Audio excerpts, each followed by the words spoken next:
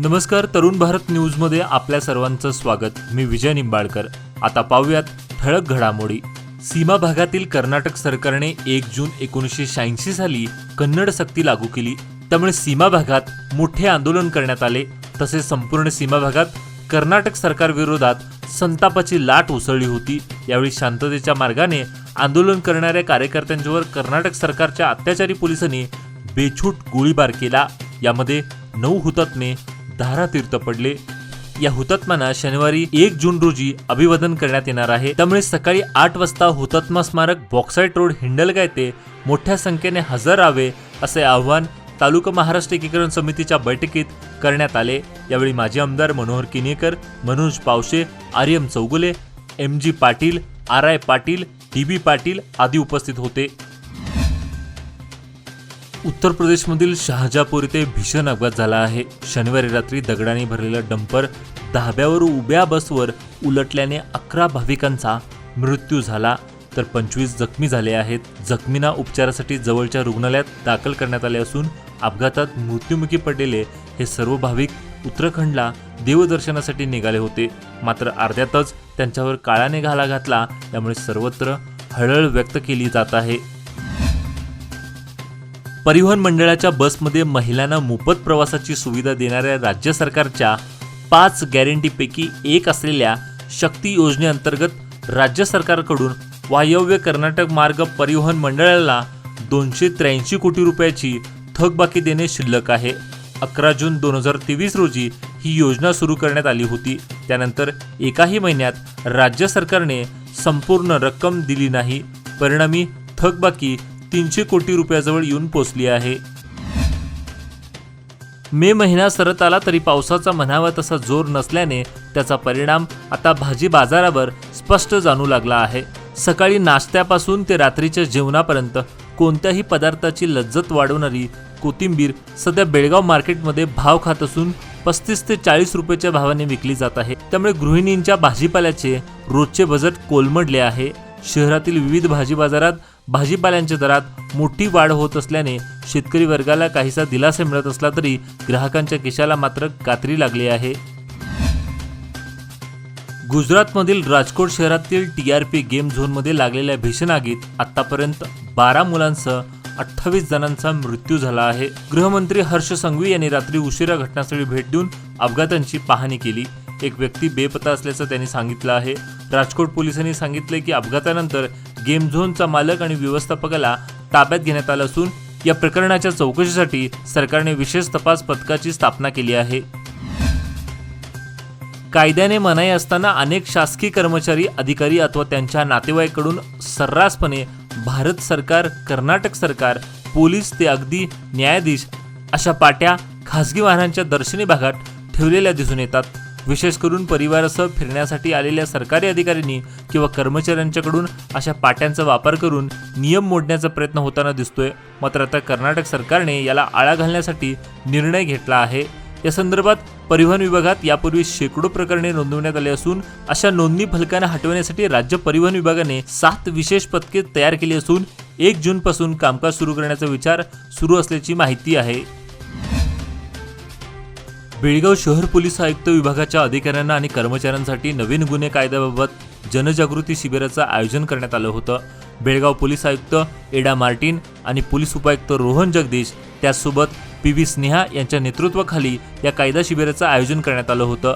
18 मे ते 23 दरम्यान झालेलं शिबिर KP मैसूर आणि RL लॉ कॉलेज बेळगाव सेवानिवृत्त प्राचार्य सुरेश आणि न्यायाधीश सावंत यांनी मार्गदर्शन केलं. बेळगाव शहर पोलीस आयुक्तालय व्याप्तीतील सुमारे 800 कर्मचाऱ्यांनी यात सहभाग नोंदवला होता. नवीन कायद्याबाबत बेळगाव जिल्हा प्रशासनाच्या अधिकाऱ्यांना देखील माहिती देण्यात येणार आहे. बेळगाव तालुक्यातील सर्वाधिक उत्पादन घेतले जाणारे पीक म्हणून ओळख असलेल्या भाताची पेरणी करण्यासाठी सध्या बळीराजाची शिवारामध्ये लगबग सुरू आहे. मान्सूनपूर्व पावसाने अचूक टायमिंग साधत दिलेली साथ पेरणीला पोषक ठरली असून धुळवा पेरणीची 90% कामं पूर्ण झाली आहेत. तालुक्यात सुमारे 30,000 हेक्टर क्षेत्रात भात लागवड केली जाते. 50% क्षेत्रात पेरणी तर उर्वरित रोप लावणी केली जाते. पाणथळ शिवारात पाऊस सुरू होण्यापूर्वीच ही पेरणी जवळपास पूर्ण होण्यास आली आहे. सध्या रोहिणी नक्षत्र सुरू असल्याने पेरणी पूर्ण करण्याची धडपड सुरू आहे. कृष्णा नदीवरील राजापूर बंधाऱ्यातून कर्नाटकच्या हद्दीत पाणी सोडल्याची माहिती आणि व्हिडिओ बेळगाव प्रशासनाकडून व्हायरल झाला आणि बेळगावसह सांगली जिल्ह्यात एकच गोंधळ उडाला। राजापूर बंधाऱ्यातून पाणी सोडलेच नाही असं सांगत सांगली पाटबंधारे विभाग अलर्ट मोडवर आलं। त्यांनी कोल्हापूर पोलिसांशी संपर्क साधत तातडीने राजापूर बंधाऱ्यावर पोलीस बंदोबस्त तैनात केला। कोयने धरणात पाणीसाठा मर्यादित असल्याने आणि कर्नाटक हद्दीतून राजापूर बंधाऱ्याशी छेडछाड केली जाण्याची शक्यता लक्षात घेऊन कृष्णा नदीच्या पाण्याला पोलीस संरक्षण देण्याची वेळ पाटबंधारे विभागावर आली। यंदा शाळा 31 मे पासून सुरू होत आहे। महाविद्यालयही लवकरच सुरू होणार आहेत। त्यामुळे शालेय विद्यार्थ्यांसाठी 1 जून पासून बस पास वितरण प्रक्रियेला सुरुवात होणार आहे। सेवा सिंधू वेबसाईटवर ऑनलाईन अर्ज केल्यानंतर गावातील ग्राम 1 किंवा कर्नाटक 1 केंद्रातून बस पास मिळणार आहे। परिवहन मंडळाने यंदा स्मार्ट कार्डच्या धर्तीवर नवे बस पास ऑनलाईनच देण्याचा निर्णय घेतलाय। बस प्रक्रिया सुलभ कशी करता येईल त्याकडे लक्ष केंद्रित केले जाणार आहे। ग्रामीण भागातील व लांब पल्ल्याच्या विद्यार्थ्यांना त्रास होणार नाही याची खबरदारी घेतली जाणार आहे। लोकवर्गणीतून व महाराष्ट्र मुख्यमंत्री योजनेतून लाखो रुपये जमून इंजेक्शनची तजवीज करूनही खानापूर तालुक्यामधील चिमुकला शिवांश बिर्जे मृत्यूशी झुंज अपयश ठरली। काही दिवसांपासून एक दुर्मिळ आजाराने ग्रस्त झाल्याने रुग्णालयात दाखल केले, मात्र दुर्दैवाने त्याचा गुरुवारी 23 मे रोजी पुण्यातील दीनानाथ मंगेशकर हॉस्पिटलमध्ये मृत्यू झाला। शिवांच्या उपचार करण्यासाठी तिच्या आईवडिलांनी आपल्या सर्वोत्तम प्रयत्न करून रुपये जमा केले होते, मात्र पालकांचे प्रयत्न अपयशी ठरले। पुण्याच्या खासगी रुग्णालयात शिवांशवर उपचार हवेत आणि त्याला महागडे इंजेक्शन मिळावे यासाठी तिच्या आईवडिलांनी खूप धडपड केली होती, मात्र दुर्दैवाने शिवांचा जीव गमवावा लागला। निप्पाणी शहर व परिसरातील ग्रामीण भागात गेल्या 8 दिवसांपासून वळीव पावसाने अक्षरशः हैराण करून सोडले आहे। निर्माण होणाऱ्या पाणी समस्येवर मात करण्यासाठी हा पाऊस महत्त्वपूर्ण ठरला असला तरी वादळी वाऱ्यामुळे होणारं नुकसान सर्वांच्या चिंतेचं कारण बनलं आहे। त्यात वळीव पावसामुळे खरीप पेरणीमुळे मशागतीचे कामांनाही व्यत्यय आला असून अशा या परिस्थितीत गेल्या 2 दिवसांपासून वळीव पावसाने विश्रांती घेतल्याने काहीसा दिलासा मिळाला होता, पण रविवारी 10च्या सुमारास विश्रांती घेतलेल्या वळीव पावसाने पुन्हा हजेरी लावताना सकाळीच बरसात सुरू केली। निप्पाणी शहर व परिसराला सुमारे अर्धा तास या वळीव पावसाने झोडपून काढले। उपराष्ट्रपती जगदीप धनखड हे उद्या सोमवार दिनांक 27 मे रोजी बेळगाव दौऱ्यावर येत आहेत।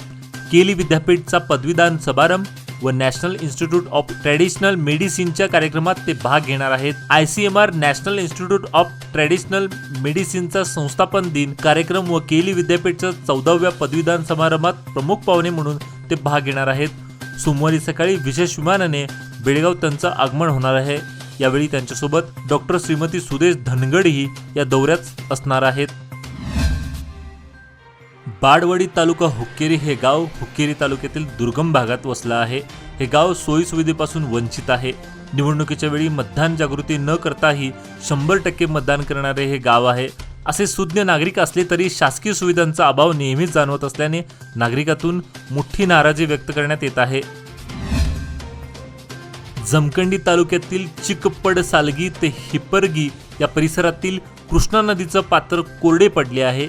नदीपात्रात 4 खड्डे काढून पाझरून येत असलेल्या पाण्यावरच्या गुराची ताण भागवण्याकरता मोठे परिश्रम नागरिकांना करावे लागत आहे। जनतेला कूपनलिका विहिरीवरील असलेल्या जलशुद्धीकरण केंद्रावर विसंबून राहावे लागत आहे। यामुळे गुरांचा सांभाळ करणे कठीण झालं असून आलमट्टी योजनेत आपल्या सुपीक जमिनी घरे याचा त्याग केलेल्या नागरिकांना पावसाळ्यात महापुराचा तर उन्हाळ्यात पाणी टंचाईचा सामना करावा लागण्याचा दुर्दैवी प्रसंग ओढवत आहे। आजचे बातमीपत्र इथेच संपले। अधिक माहिती व ताज्या घडामोडीसाठी पाहत राहा तरुण भारत न्यूज चॅनल। तसेच आमच्या चॅनलला लाईक, शेअर आणि सबस्क्राईब करायला विसरू नका आणि विश्वासार्ह बातम्या पाहण्यासाठी दररोज वाचा दैनिक तरुण भारत। धन्यवाद।